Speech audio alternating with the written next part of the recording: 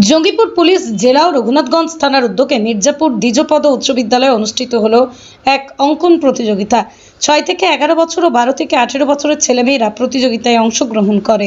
উপস্থিত ছিলেন রঘুনাথগঞ্জ থানার আইসি সন্দীপ চট্টরাজ মহাশয় এবং সুদেশনা খান্ডুয়া মহাশয়, এএসআই গৌড সিংহ বর্মন, আজমাউল হক সহ অন্যান্য প্রশাসনিক অফিসার ও এলাকার সমাজসেবীরা।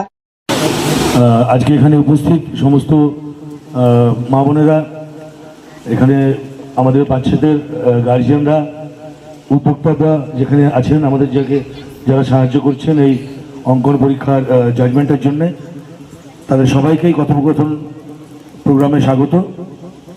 আমি নিজে এখানে উপস্থিত হয়ে খুব গর্ববোধ করছি। আমার সামনে এত উপস্থিতি, খুব ভালো লাগছে।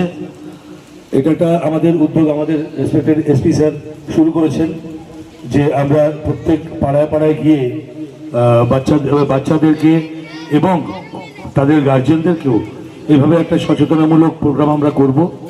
আমরা প্রতিদিনই কোথাও না কোথাও করছি। তো আজকে আমাকে সবাই বললো যে মির্জাপুর আজকে যেহেতু রবিবার, তবুও সবার ইচ্ছা ছিল। আমার এখানে যিনি অঞ্চল অফিসার আছেন উনি আমাকে বললেন যে স্যার আমি বাচ্চাদেরকে নিয়ে একটা অঙ্কন প্রতিযোগিতা করব। তো আমি বললাম ঠিক আছে, ক্যারি অন। তার সঙ্গে যে আমাদের যে প্রোগ্রাম আছে ওটাও এখানে হোক। তো আজকে ছুটির দিনেও এত আপনাদের উপস্থিতি সত্যি এই অনুষ্ঠানটাকে যথেষ্ট সাফল্যমণ্ডিত করেছে।